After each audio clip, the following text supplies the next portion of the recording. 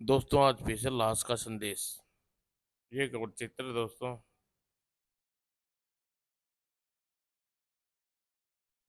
दक्षिणी ध्रुव पर स्थापित भारतीय अनुसंधान स्टेशन कोल्डा के कमन, कमांडर रवि खन्ना को एक रहस्यमय व्यक्ति को गोली मार दी। फिर दल में अन्य सदस्यों ने भी उसे गोलियों से भून डाला। इस भयानक घटना कांड को दुर्घटना का रूप देने के लिए उस लाशों पर पेट्रोल छिड़कर आग लगा दी और आग तेजी से भड़की और उसने स्टेशन के आधे विक को जला डाला। समन, समंदर में एक ब्रिटिश जलपोत रेडियो स्टेशन ने कमांड कोल्डा स्टेशन कोल्डा के दिए गए एस एसओएस का सिग्नल वसूल किए। है, हेलो, अगर आप हमें सुन रहे हैं तो यह संदेश भारत तक पहुंचा दीजिए कि स्टेशन कोल्डा नष्ट हो गया है और हमें मदद चाहिए। संदेश को सचमुच भारत पहुंच गया और आला कमान की आपातकालीन बैठक हुई जिसमें गृह मंत्री ने सुझाव दिया स्टेशन कोल्डा की तबाही में किसी विदेशी शक्ति का हाथ हो सकता है, इसलिए बचाव दल के साथ स्पेशल एजेंट को भी भेजा जाए स्टेशन की तबाही के कारण का पता कर सके। मेरा विचार है मान सपूत सागर को इस मिशन पर भेजा जाए। हाँ हाँ, सागर ठीक रहेगा। बचाव दल में एटविक पनडुब्बी दुर्गा द्वारा दक्षिणी ध्रुव की ओर रवाना हुआ। सागर डॉक- डॉक्टर के रूप में था। जिस पनडुब्बी में स्टाफ सागर को सिर्फ डॉक्टर मानते थे, इसलिए तैयार नहीं थे। मिस्टर सागर, आप केवल डॉक्टर नहीं हो सकते। आपकी बातें सुनकर ऐसा लगता है कि आप और कुछ भी हैं। मैं केवल एक साधारण इंसान हूँ। बचाव दल दक्षिण समुद्र में पहुंच गया और लेकिन समुद्र के ऊपर जमा हुआ था। पनडुब्बी सतह पर आने के लिए कठिनाइयों का सामना करना पड़ा और जब वह सतह पर आए तो स्टोन कोल्डा काफी दूर था। यहाँ तो रात का समय है और बर्फीली तूफान आया हुआ है। हम स्टेशन कोल्डा कैसे तलाश करेंगे? सागर ने सुझाव देने पर चारों सदस्य का दल कोल्डा को तलाश के लिए निकल पड़ा और दल समुद्र में कैप्टन सलीम के अतिरिक्त डॉक्टर रीना और इंजीनियर सतीश वर्मा भी शामिल थे।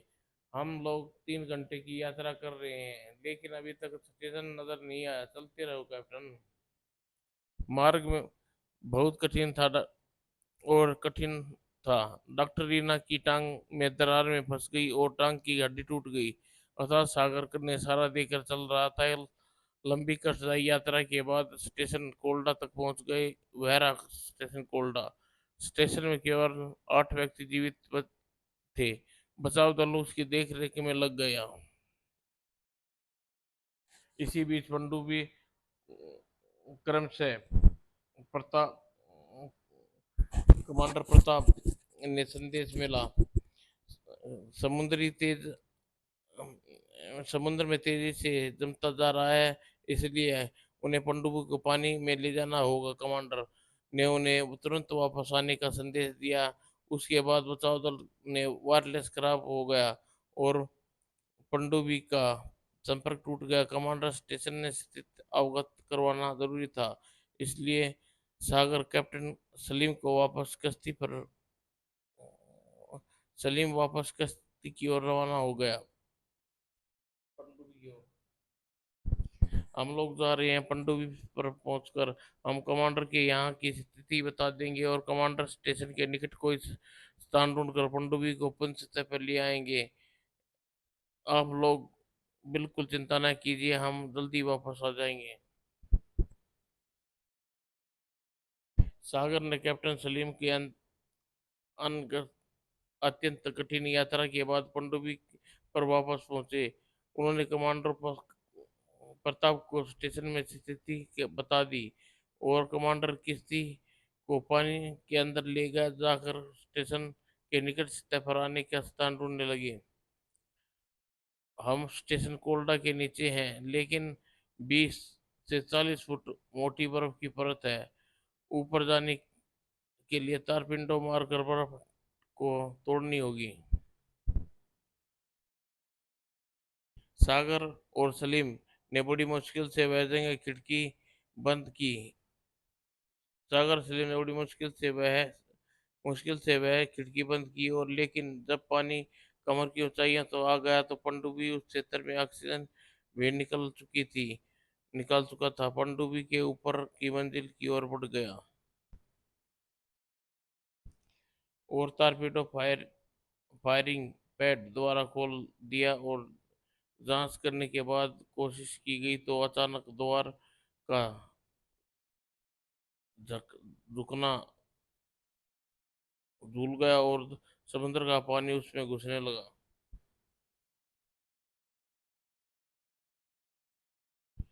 जैसे ही वे ऊपर पहुंचे, जवान दौड़ता हुआ आया। सर, पनडुब्बी के नीचे बैठ रही है, हम डूब जा सकते हैं। Oh my God! बर्फ का जहनुम में पड़ चुके आगे बढ़े, और तुरंत ही इमरजेंसी अलार्म बज गया। कैप्टन सलीम कंट्रोल रूम की ओर दौड़े। सागर ने ओप्टे का शरीर एक जवान को सौंपा। इसे संभाल कर कंट्रोल रूम में पहुंचा दो। कंट्रोल रूम में कंट्रोल रूम में कैप, कप, कमांडर प्रताप पहले ही मौजूद था, तेजी से निर्देश दे रहा था। गति कम करने की कोशिश करो। और कैप्टन सलीम कंट्रोल में परेस्ट होते चला है। पाइप नंबर 4 खिड़की खुल जाने से पानी भर रहा है और हवा निकल रही गई। उसी समय सागर कंट्रोल रूम के भीतर आ गया। तभी स्क्रीन पर सामने बैठे इंजीनियर चिल्लाया, 7 फुट, 700 फुट, 750 फुट, हम तेजी से नीचे जा रहे हैं कमांडर। कमांडर प्रताप ने तुरंत ये माइक्रोफोन उठा के आदेश दिया, पाइप नंबर 3 द्वारा पानी को निकाला जाए और पाइप नंबर 4 से ऑक्सीजन भरी जाए। इस काम के लिए सारे पाइप पंप बंद कर दिए जाए। लेकिन स्क्रीन पर बैठे इंजीनियर फिर से चिल्लाया, 800 फुट, नो, हम और नीचे जा रहे हैं। आश्चर्य है, मैंने आज तक पनडुब्बी को 700 फुट से अधिक गहराई में जाते नहीं देखा। मैंने भी नहीं सुना है, हम सचमुच खतरे में हैं। इंजन लगातार डायल पड़ रहा था, 800 foot, 900 foot, oh my God! Captain Salim ने चिल्लाकर पूछा, किश्ती पर पानी का दबाव कितना है? 15 टन प्रति वर्ग इंच। तो फिर किश्ती अब तक फट क्यों नहीं गई, पिछड़ क्यों नहीं गई? Relax, relax. तभी कमांडर माइक्रोफोन पर चिल्लाया, हवा बनाने वाले सभी इंजन चला दिए जाएं और पाइपों से हवा तेजी से भर दी जाए। और इंजीनियर फिर चिल्लाया, 1000, असंभव, 1020, 1050, ओ माय गॉड! यह चमत्कार है, यह विश्वास नहीं होता। अब कश्ती पानी के दबाव 20 टन प्रति वर्ग इंच होगा, इससे भी अधिक। अब हमें भगवान को याद करना चाहिए, हम बच नहीं सकते। Relax my dear, relax. और फिर तभी कंट्रोल में लगे लाउड स्पीकर पर इंचार्ज का स्वर उभरा, सर, ऑक्सीजन बनाने वाली मशीन साल्ट तभी से चलने के कारण सुरख हो चुकी है। ओह, एक और मुसीबत!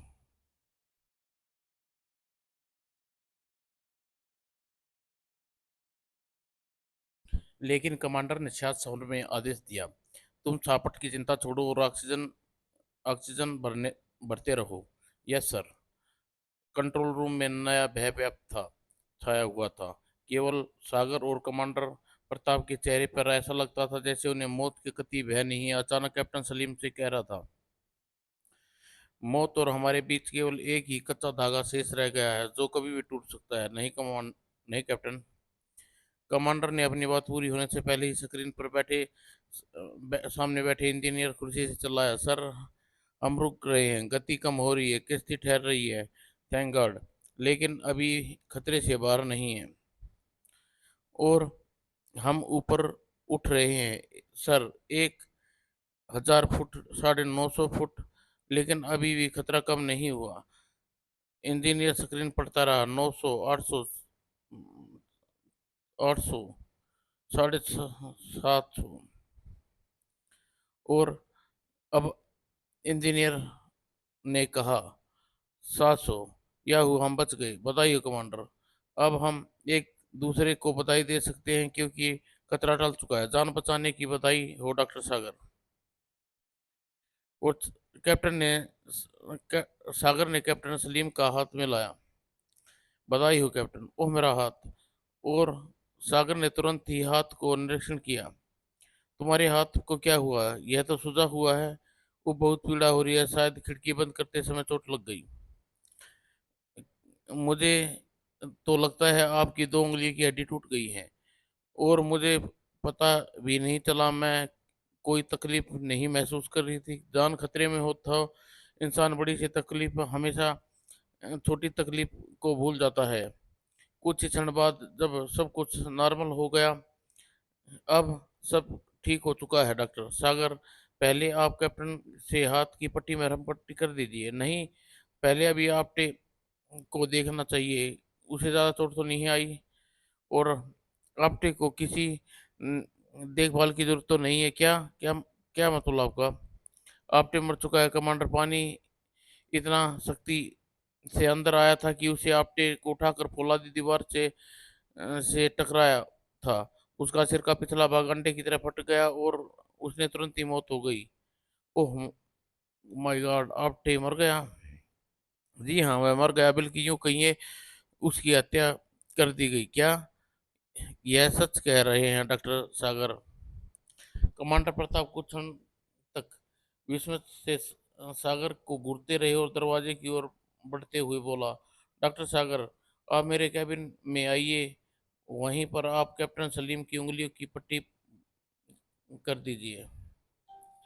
और कुछ देर बाद कैप्टन कमांडर कैबिन में, डॉक्टर सागर, आपने आपटे की मौत को हत्या क्यों कहा?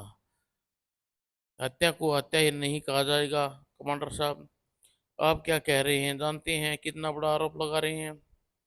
मैं किसी पर आरोप नहीं लगा रहा, लेकिन यह सच कह रहा हूँ, आपटे की हत्या की गई है। आपका मतलब है कि पाइप नंबर 4 खिड़की जानबूझकर खुली छोड़ी गई थी? खुली नहीं छोड़ी गई थी, बल्कि उससे खराबी पैदा कर दी थी ताकि वह चेकिंग हो तो कोई उसे लॉन्च को छुए तो खिड़की खुल जाए। तो क्या आपने किसी पर खराबी क्यों की? लेकिन क्यों किसी ने यह खराबी क्यों की? डॉक्टर साहब, क्या यह आप कहना चाहते हैं कि हम सबको मार डालना चाहता था? मेरा विचार यह है कि हमें मारना चाहता था। फिर सागर के प्रश्न की उपेक्षा करते हुए कहा, आप किसी लंबे सफर पर रवाना होने से पहले पनडुब्बी को उथले पानी में टेस्ट कर लेते हैं ना? हाँ, लेकिन इस बार हमने टेस्ट नहीं किया था क्योंकि इमरजेंसी यात्रा थी और हमारे पास समय बिल्कुल नहीं था। इसके अलावा हमें पिछले पार्ट पर टेस्ट करके आए थे। इसका अर्थ है खराबी के पीछे से होकर आई है। और इस खराबी को पैदा करने का कारण यह था कि पनडुब्बी निर्धारित समय पर स्टेशन कोल्डा की ओर न पहुंच जा सके। जरा सोचिए, अगर यात्रा से पहले उथले पानी में टेस्ट कर लेते तो यह खराबी नहीं खराबी वहीं सामने आते आ जाती और आप क्या करते? फिर हम पूरी चेकिंग कराते और इस चेकिंग को कम से कम 4 दिन लगते।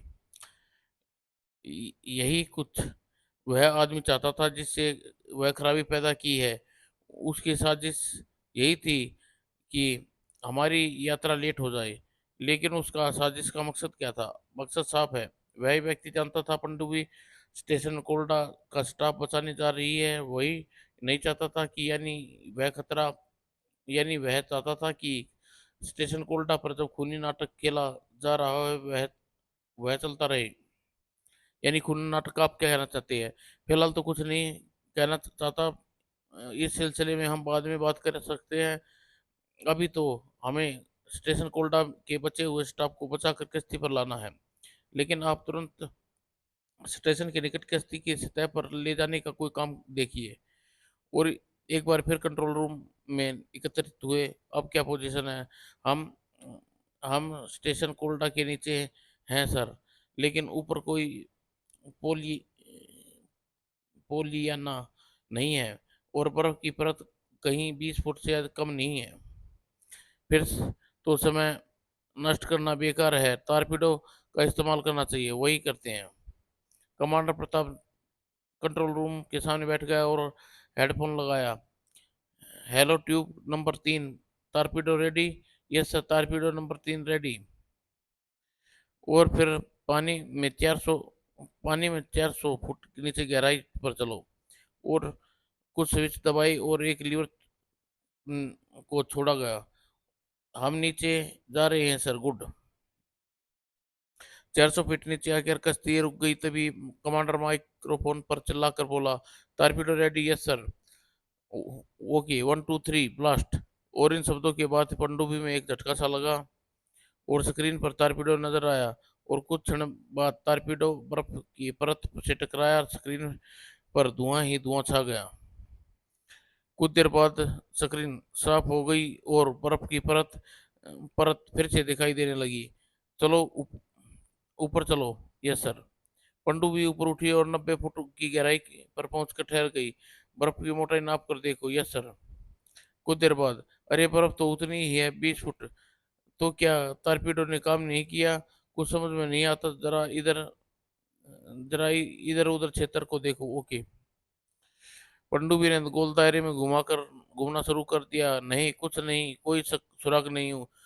यानी यानी खाली गया। आखिर क्या हुआ? टारपीडो को ने बर्फ को क्यों नहीं तोड़ा? अचानक कमांडर ने आदेश दिया, तेजी से ऊपर की देखो, पनडुब्बी से बर्फ टकराओ। Yes sir. और पनडुब्बी तेजी से ऊपर बर्फ से टकराई और बर्फ को तोड़ती हुई सतह पर उभर आई। और कंट्रोलर चिल्लाया, हम सतह पर हैं। लेकिन यह कैसे हुआ? यहाँ कोई सुराग भी नहीं था। टारपीडो ने बर्फ में सुराग जरूर किया होगा, परंतु तुरंत ही बर्फ छोटा सा टुकड़ा पानी की सतह पर फैल गए होंगे और सुराग ढक लिया होगा। अब किश्ती के टकराने से वह टुकड़े शायद हवा में हट गए होंगे, रास्ता मिल गया होगा। Thank God. पंडित पनडुब्बी का द्वार खोल दिया गया और लोग बर्फानी लिबास पहनकर बाहर आ गए। हम स्टेशन कोल्डा के बिल्कुल निकट है। चल तो चलिए। स्टेशन केवल 100 गज दूर था। सबसे पहले कमांडर प्रताप सागर, सलीम, डॉक्टर खन्ना और स्टेशन के कैबिन में पहुंचे। Hello Raja, hello doctor Reena, hello sir. I am sorry sir, आप लोग की काफ़ी प्रतीक्षा करनी पड़ी है। आपका फॉर्म कैसा है? कुछ ठीक है डॉक्टर। जेम्स ने प्लास्टर चढ़ा दिया है। वह बेचारी 8 महीने 8 घंटे में सबकी मरहम पट्टी कर दी रहे हैं। उसे कुछ देर पहले ही जबरदस्ती सुलाया है। तभी सोने वालों में दो व्यक्ति उठकर बैठ गए। उनमें से एक डॉक्टर जेम्स भी था। हेलो डॉक्टर सागर, आप आ गए? यस जेम्स, अब सारी चिंताएं त्याग दीजिए। पनडुब्बी यहाँ से 100 गज दूरी पर है। जरूरत पड़ने की हर चीज मिल जाएगी। कमांडर ने परिचय वगैरह देने के बाद, तो अब मरीजों को पनडुब्बी में ले चलने का प्रबंध करना चाहिए। कैप्टन सलीम, तुम जाओ और कुछ कंबल और स्ट्रेचर, हीटर और दूसरा सामान लिया। Okay sir. Captain captain Salim चला गया और commander engine engineer Satish Verma से पूछा, कश्ती से यहाँ तक बिजली का तार लाने में कितनी देर लगेगी? यहाँ रोशनी और हीटर चाहता हूँ। अ, अगर कश्ती यहाँ से 100 गज दूरी पर है तो 15 मिनट में यहाँ तक फोन भी ला सकता हूँ। और और 20 मिनट बाद बिजली का तार, हीटर, टेलीफोन स्टेशनर स्टेशन पर पहुंच गया और कैबिन में इलेक्ट्रॉनिक्स बल्ब का प्रकाश फैल गया। सबसे पहले डायरेक्टर को प- रीना को पहुंचाया जाए। और जब डॉक्टर रीना स्ट्रेचर पर लेटा जाने लगा, इस लैंप की बहुत ज़रूरत है। अब ज़रूरत नहीं, इसे लेकर जाता हूँ। आप कहाँ जा रही हैं? बस यूं ही बाहर, अभी वापस आता हूँ। और सर, सागर जले हुए कैबिन में की पंक्तियों में पहले कैबिन में पहुंचा। आग यहाँ से शुरू हुई होगी। और कुछ क्षण रुक कर उसने कैबिन में जलती हुई लाशें पर पड़ी। नीचे बैठकर लाश को ध्यानपूर्वक निरीक्षण करने लगा। अचानक दरवाजे की ओर कमांडर प्रताप का स्वर सुनाई दिया। तो आप यहाँ हैं? आइए कमांडर, देखिए जली हुई लाशों को। मैं वह बाद में देखूंगा, पहले आपको दिखाना चाहता हूँ कि आप झूठ और फरेबी इंसान हैं। मैं आपको गिरफ्तार करने आया हूँ। मुझे बिल्कुल आश्चर्य नहीं हुआ कमांडर प्रताप कि आपके क्रोध का कारण मैं समझ रहा हूँ। फिर भी यही कहूंगा कि आप मेरे साथ ज्यादती कर रही हैं। मुझे आपने मेरे साथ आप आपने मुझसे झूठ बोला। यहाँ कोई बड़ा रडार है, उपग्रहों पर नजर रखना है, लेकिन मुझे कोई रडार नजर नहीं आया। आप मेरी नज़र में संदिग्ध हो चुके हैं। आप मामूली डॉक्टर नहीं, बल्कि कोई रहस्यमय व्यक्ति हो। किसी खास कारण आप हमारे साथ यहाँ आए हैं, लेकिन मेरी जिम्मेदारी आपसे बड़ी है। मुझे यहाँ सब लोगों को सुरक्षित वापस ले जाने का है, अतः संदेह के आधार पर गिरफ्तार कर रहा हूँ। अब आप कश्ती के कैबिन में कैद रहेंगे। मुझे गिरफ्तार करने की आप बहुत बड़ी गलती करेंगे कमांडर। कमांडर ने अपनी बात की अपेक्षा करते हुए कैप्टन सलीम से कहा। कैप्टन तुम बाहर दो जवान बुलाओ और डॉक्टर सागर को गिरफ्तार कर लो। Yes sir. अचानक सागर अपने जिस्म से छुपा हुआ पिस्तौल निकाल लिया। लेकिन मैं गिरफ्तार होने के लिए तैयार नहीं हूँ। डॉक्टर सागर, आप मुझे पर गोली चलाएंगे?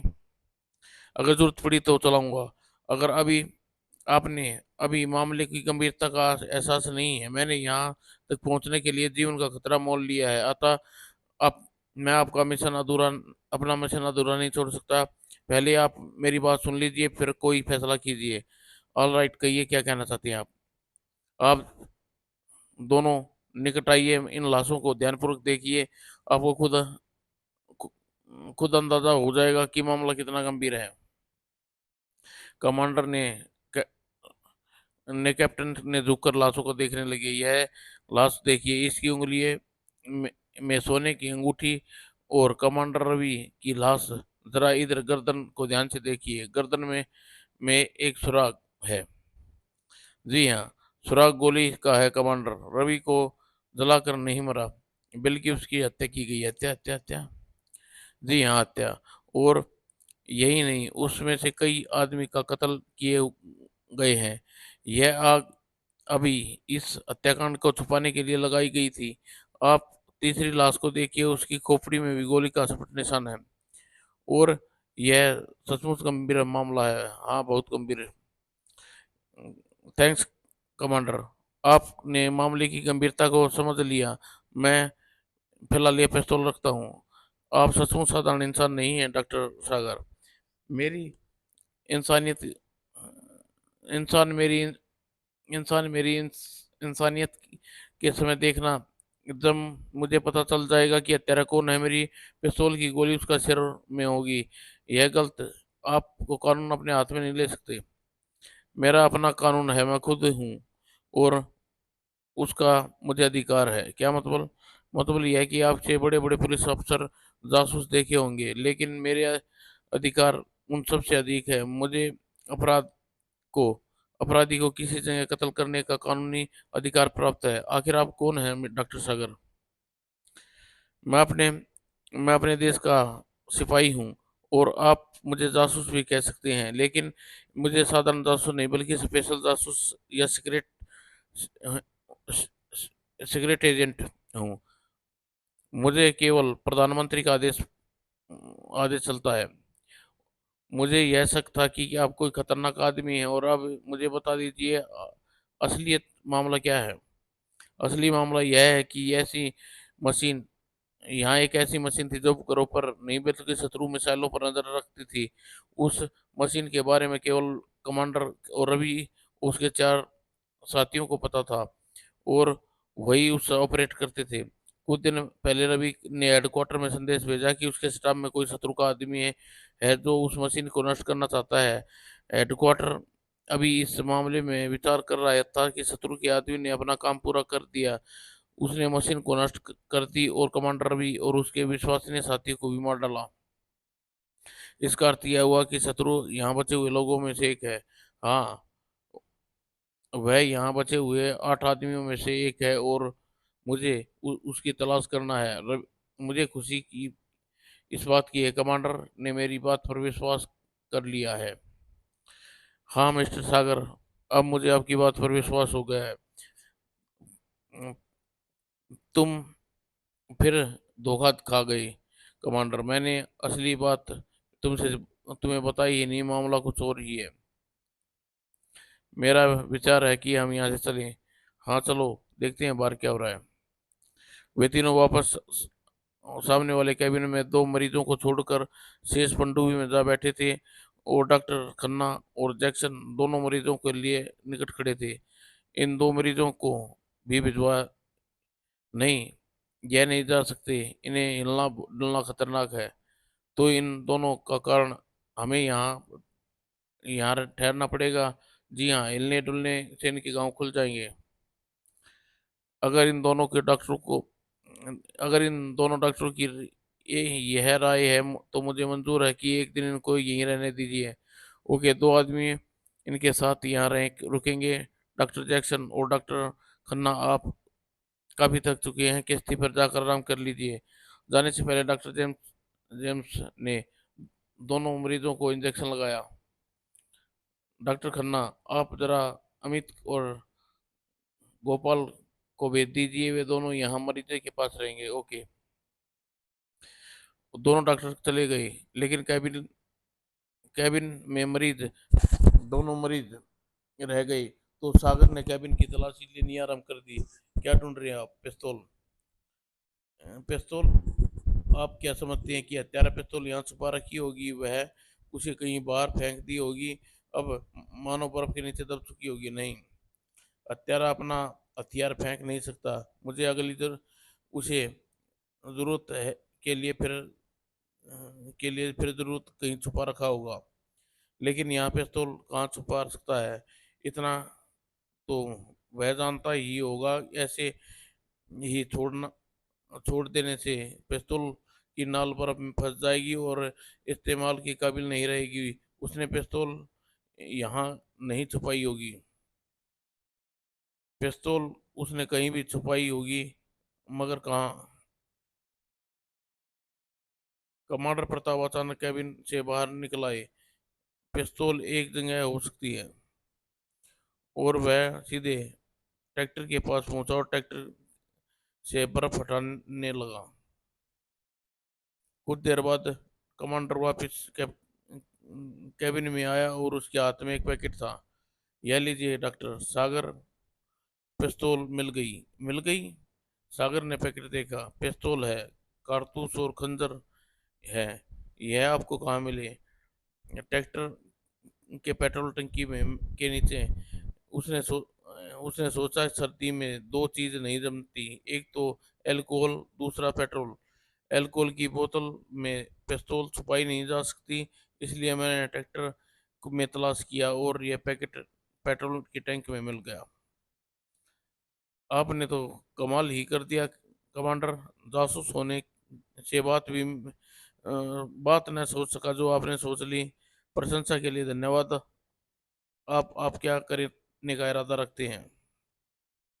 फिलहाल तो कुछ नहीं, मेरा विचार है कि आप दोनों भी कश्ती पर चले जाइए, वहां दो आदमियों को भेज दीजिए।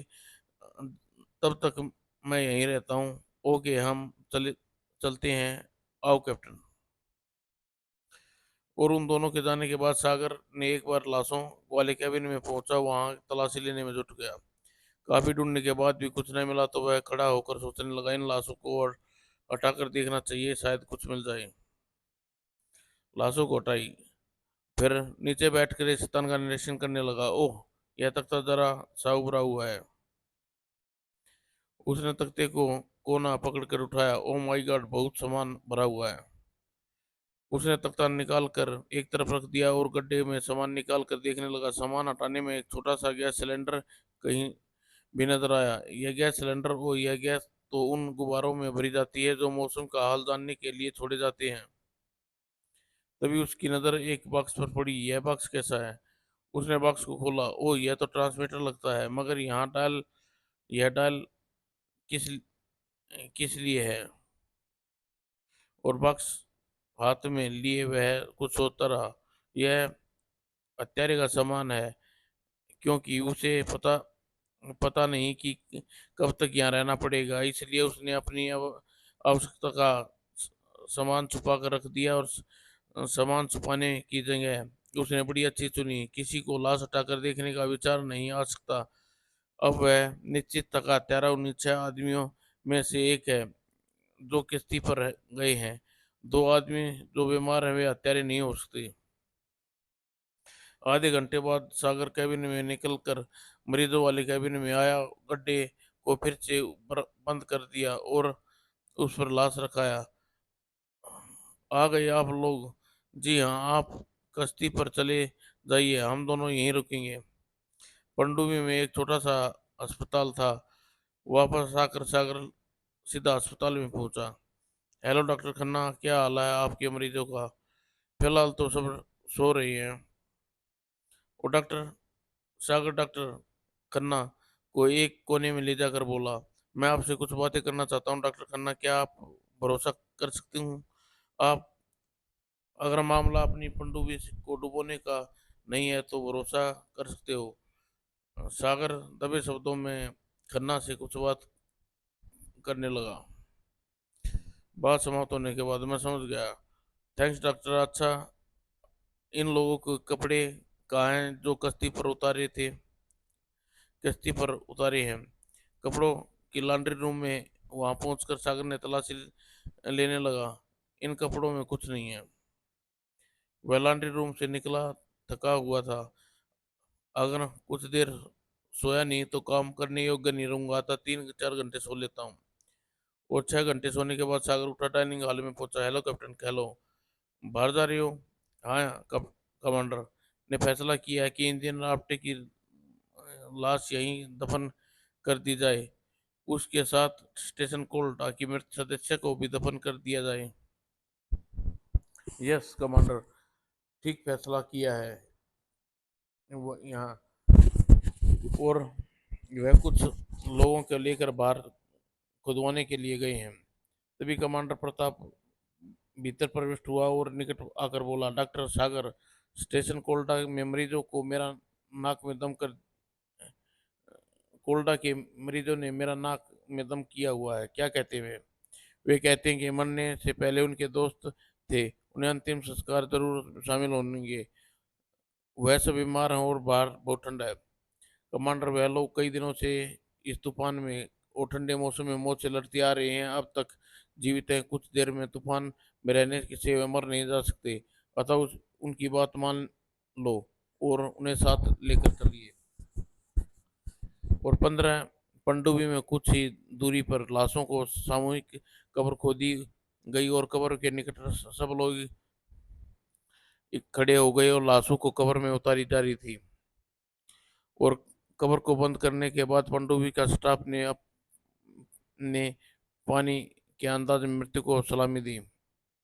फौजी अंदाज में रस्म समाप्त हो गई और तो कमांडर अपने स्टाफ के साथ लेकर पनडुब्बी में चले गए। डॉक्टर सागर खन्ना और डॉक्टर जेम्स स्टेशन पर रुके और मरीजों को देखने आ गए। इनकी हालत में कुछ सुधार हुआ, अभी इनकी यहीं रहना होगा।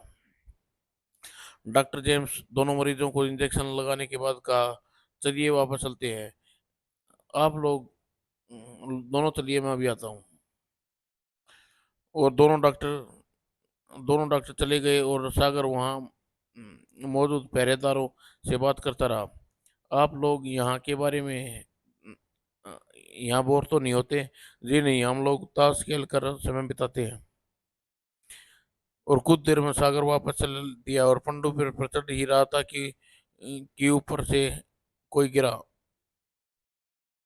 सागर चौंका। उसी क्षण एक व्यक्ति व्यक्ति पहले वाले व्यक्ति पर आकर गिरा। Oh my God! और वह लपक कर गिरने वाले के निकट पहुंचा। ओह, यह तो डॉक्टर खन्ना और डॉक्टर जेम्स है। दोनों निश्चित थे, इतनी ऊंचाई से गिरने पर गिरे हैं। मर तो नहीं गए। तभी पनडुब्बी का दरवाजा ने किसी को झांकते हुए देखा। क्या हुआ, कोई गिरा है क्या? और ऊपर वाला व्यक्ति तुरंत भीतर सूचना देने चला गया।